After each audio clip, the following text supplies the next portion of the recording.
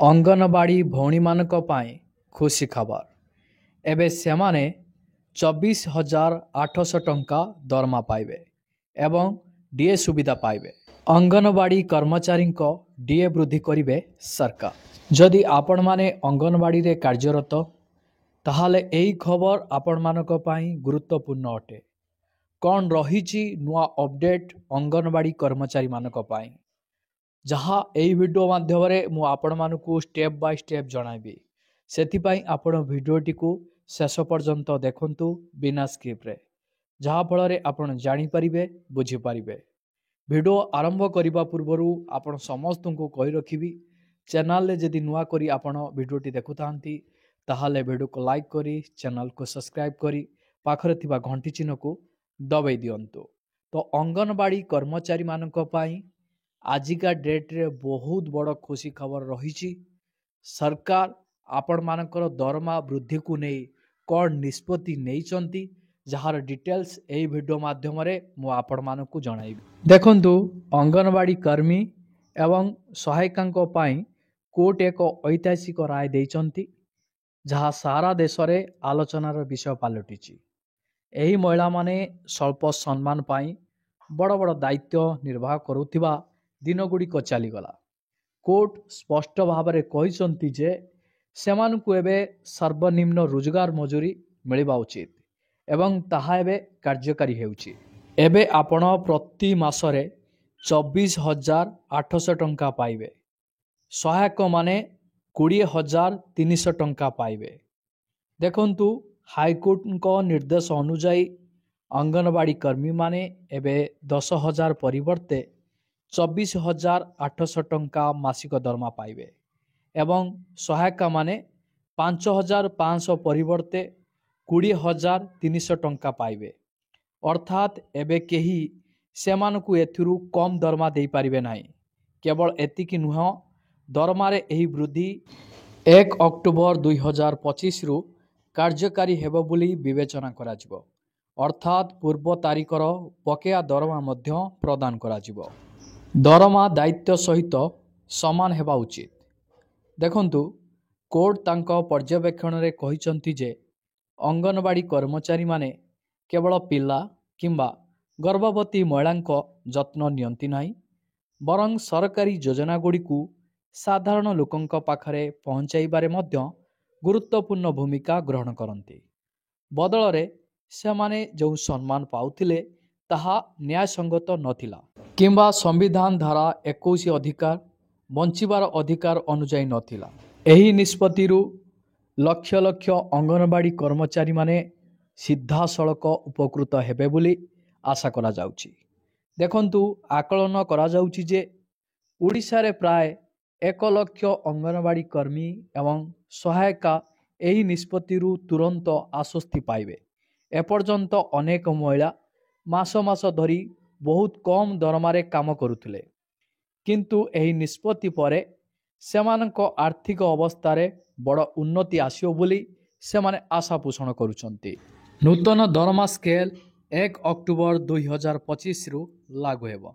ଦେଖନ୍ତୁ, କୋର୍ଟ ସ୍ପଷ୍ଟ ଭାବରେ କହିଛନ୍ତି ଯେ ବର୍ଦ୍ଧିତ ଦରମା 1 ଅକ୍ଟୋବର 2025ରୁ ଲାଗୁ ହେବ ବୋଲି ବିବେଚନା କରାଯିବ।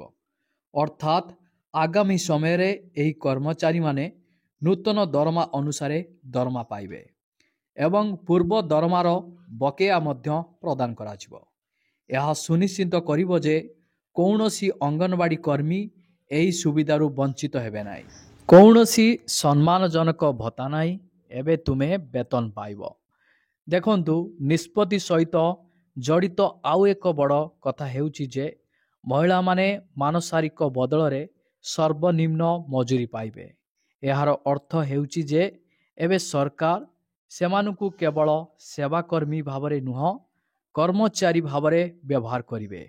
ଏହି ପରିବର୍ତ୍ତନ ଭବିଷ୍ୟତରେ ସେମାନଙ୍କ ପାଇଁ ଅନ୍ୟାନ୍ୟ ସରକାରୀ ସୁବିଧା, ପେନ୍ସନ୍ କିମ୍ବା ଡିଏ ଭଳି ସୁବିଧା ପାଇବାର ପଥ ଖୋଲିବ। ଦେଖନ୍ତୁ, ଏହି ନିଷ୍ପତ୍ତି ସମଗ୍ର ରାଜ୍ୟ ପାଇଁ ପ୍ରଯୁଜ୍ୟ ହେବ। ବର୍ତ୍ତମାନ କେବଳ ଗୁଜରାଟ ରାଜ୍ୟରେ ଏହି ଅଙ୍ଗନବାଡ଼ୀଙ୍କ ଦରମା ବୃଦ୍ଧି ହୋଇଛି। ସମସ୍ତ ରାଜ୍ୟରେ ଧୀରେ ଧୀରେ ଏହି ଦରମା ବୃଦ୍ଧି ପରିବର୍ତ୍ତନ ହେବ ସରକାରଙ୍କ ତରଫରୁ, ଯାହା କୋର୍ଟଙ୍କ ନିର୍ଦ୍ଦେଶ ରହିଛି। କୋର୍ଟ ଏହା ମଧ୍ୟ କହିଛନ୍ତି ଯେ ଏହି ନିର୍ଦ୍ଦେଶ କେବଳ ଆବେଦନ ଦାଖଲ କରିଥିବା ଲୋକଙ୍କ ପାଇଁ ନୁହେଁ, ବରଂ ରାଜ୍ୟ ସାରା ଅଙ୍ଗନବାଡ଼ି କର୍ମୀ ଏବଂ ସହାୟକଙ୍କ ପାଇଁ ସମାନ ଭାବରେ ପ୍ରଯୁଜ୍ୟ ହେବ। ଅର୍ଥାତ୍ ଏବେ କାହାକୁ କୋର୍ଟ ଯିବାକୁ ପଡ଼ିବ ନାହିଁ, ସମସ୍ତେ ସ୍ୱୟଂଚାଳିତ ଭାବରେ ଏହି ସୁବିଧା ପାଇବେ। ଏହା ସମଗ୍ର ଦେଶ ପାଇଁ ଏକ ଉଦାହରଣ ହୋଇପାରିବ। ଦେଖନ୍ତୁ, ଆଇନ ବିଶେଷଜ୍ଞମାନେ ବିଶ୍ୱାସ କରନ୍ତି ଯେ ଏହି ନିଷ୍ପତ୍ତି କେବଳ ଗୁଜରାଟ ପାଇଁ ନୁହେଁ, ବରଂ ସାରା ଦେଶର ଅଙ୍ଗନବାଡ଼ି କର୍ମୀଙ୍କ ପାଇଁ ଏକ ଉଦାହରଣ ହୋଇପାରିବ।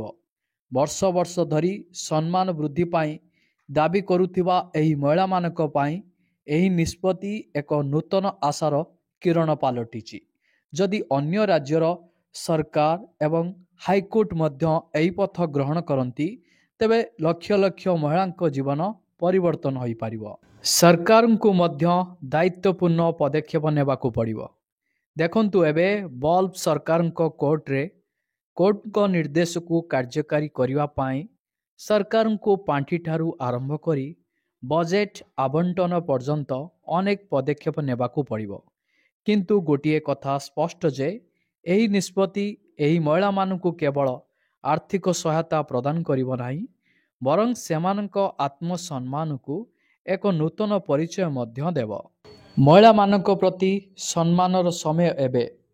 ଦେଖନ୍ତୁ, ବର୍ଷ ବର୍ଷ ଧରି ପରିଶ୍ରମ କରୁଥିବା ପ୍ରତ୍ୟେକ ଅଙ୍ଗନବାଡ଼ି କର୍ମୀ ଏବଂ ସହାୟିକାଙ୍କୁ ଆଉ କେବଳ ଭାଇଚାରିତା ମାଧ୍ୟମରେ କାମ କରିବାକୁ ପଡ଼ିବ ନାହିଁ।